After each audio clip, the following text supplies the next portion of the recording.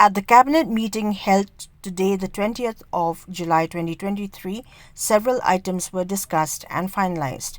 These included the approval on the procurement of land for tourism infrastructure at Nongdiengngan village at Nongmahir Lake in Ri Bhoi District, the approval on the enhancement of rate of tax on petrol and diesel, and also the approval on the Meghalaya taxi aggregator operation rules, which will be put in place.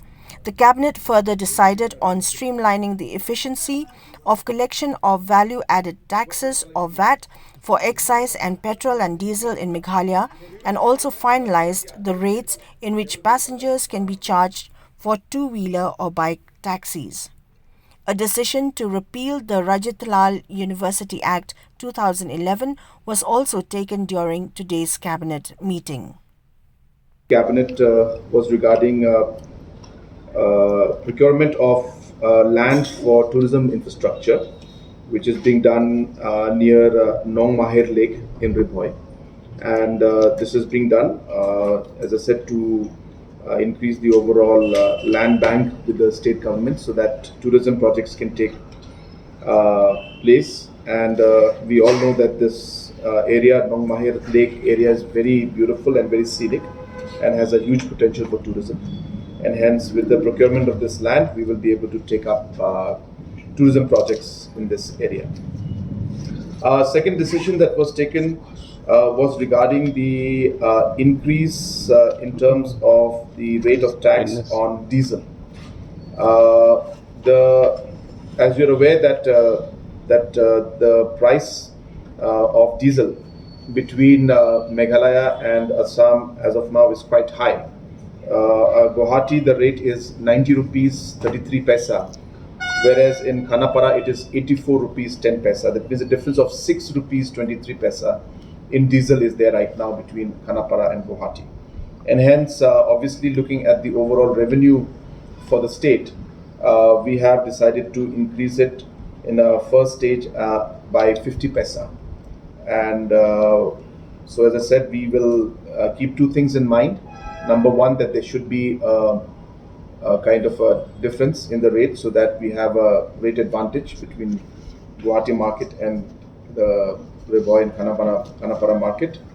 And number two, that we will always keep in mind the national average so that the overall rates do not go above the national average. And we have been always maintaining that Meghalaya is, as of now, maintaining one of the lowest rates of petrol price and diesel price in the country as of now. The third decision that was taken was to repeal and pass an ordinance to repeal the Rajat Lal University Act 2011. As you're aware, the Rajat Lal University 2011 Act was passed in the Assembly in 2011, but for multiple reasons till 2020 the assent of the governor was not given. In 2020, finally the assent of the governor came in the month of February.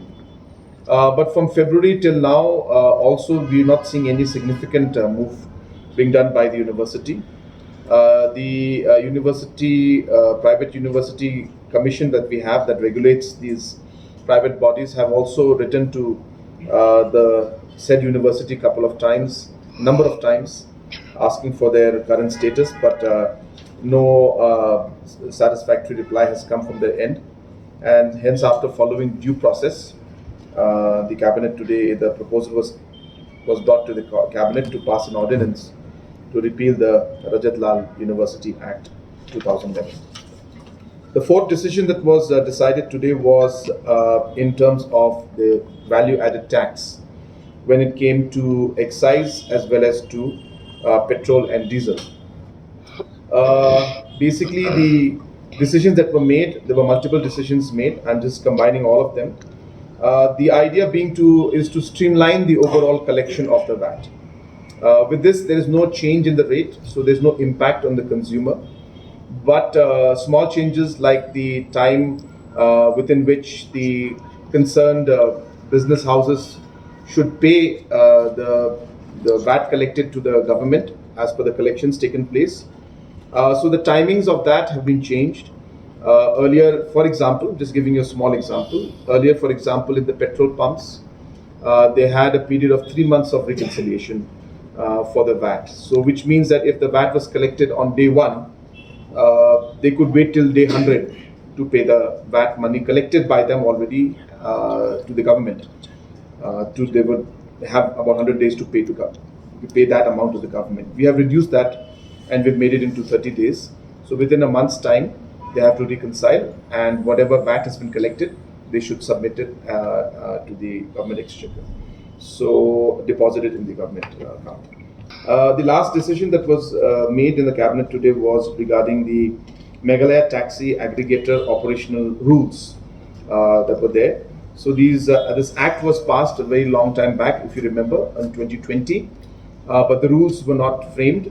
Hence, we have finally framed the rules, and hence there will be a basic license fee for individuals or companies, aggregators who would like to have this service. License fee of 700 rupees per year will be charged for per vehicle, and a permit fee of 700 or 300 if they are to operate from a specific location, which means a city or a district or a region. And if they were to operate throughout the state, then the amount would be 1300 rupees as license fee, and permit would be 200 only. So permit will be 200. I'm sorry, I said 300 for the permit. Permit is 200. So apart from these permits and license fees, which these aggregators, these are for the, as you said, even the two-wheeler aggregators. So this was set. We also finalized the rates at which the vehicles, the passengers will have to can be charged. So the rate is, the proposed fare is 10 rupees for the first kilometer and 5 rupees for subsequent kilometers, and a holding charge of 4 rupees for every 5 minutes. So this has been also finalized for the bike taxi. And obviously all these rules also come with basic rules that they should follow. Like, for example, the app should be there, the GPS should be there, proper registration should be there, the identification of the driver should be available, and safety measures should be followed in every bike. So all those aspects have been put in detail in the rules, the Meghalaya taxi aggregator operational rules.